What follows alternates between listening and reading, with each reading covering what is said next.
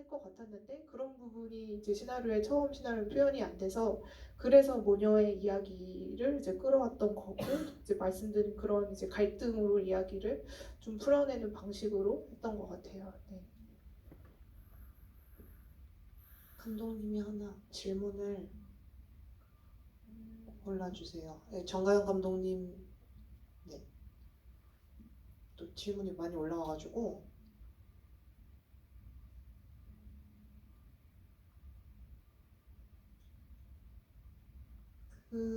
네, 작품의 박수진님이 작품의 피해자가 느끼는 고통이 많이 담기지 않아 보입니다. 의도적인 것인지요? 이렇게 말씀을 주셨는데 사실 이 부분도 많이 고민을 했던 것 같아요. 처음에는 좀 이제 미디어나 매체에서 그리는 방식이나 어쨌든 제가 이제 머릿속으로 생각했을 때 피해자의 어떤 삶, 그 이후에 어떤 모습일지 그런 거를 이제 상상해서 쓰긴 했는데 그 보니까 너무 일차원적이고 좀 피상적으로 표현하는 거에 그친다는 이제 생각이 들어서 이제 피해자분들을 직접적으로 돕는 그런 관련 활동가분들을 많이 만났었어요.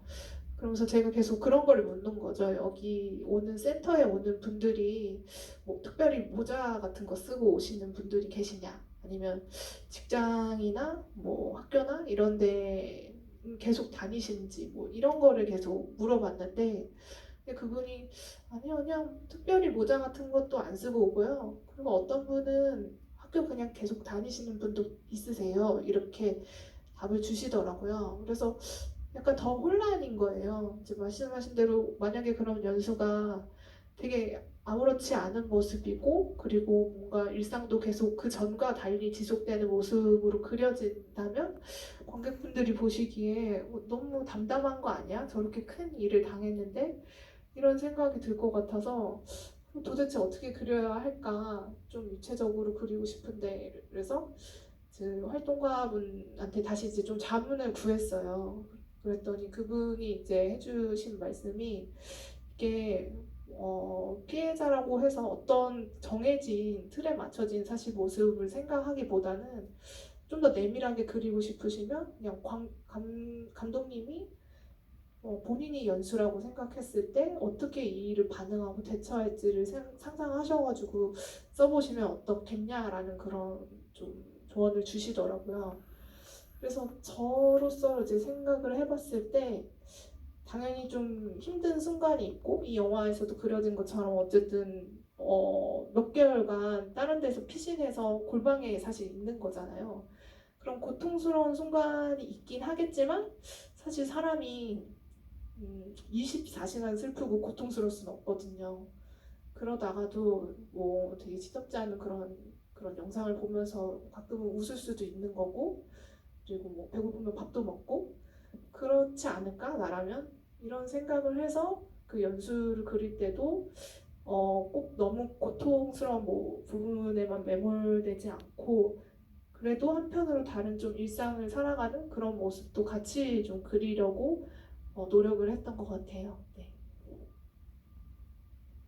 저는 뭔가 영화 보면서 연수의 직업이 교사잖아요. 그 지점과 연수가 이렇게 뭔가 그러니까 흔들리지 않고 그런 것도 좀 맞닿아 있다고 좀 느꼈었어요. 뭔가 교사가 결국에는 사람을 더 좋은 쪽으로 인도하는 사람이잖아요. 그래서 그런 것이 가장 그 사람에겐 중요한 사람이기 때문에 그래서 조금 더 이런 식으로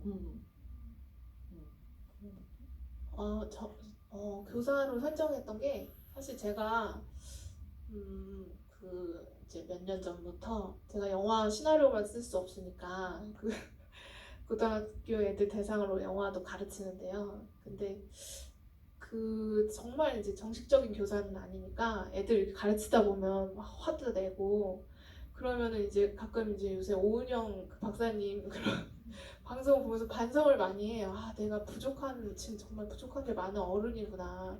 걔네들이 나의 이런 거를 좀 전염돼서 삐딱하게 크면 어떠지? 그러니까 막 그런 식으로까지 상상을 하면서 아, 좋은 것들이 전달돼요. 그 아이들도 좋은 어른으로 성장할 텐데 이런 고민을 많이 하거든요. 그래서 교사라는 위치가 굉장히 어떤 중요한 것을 전달할 수 있는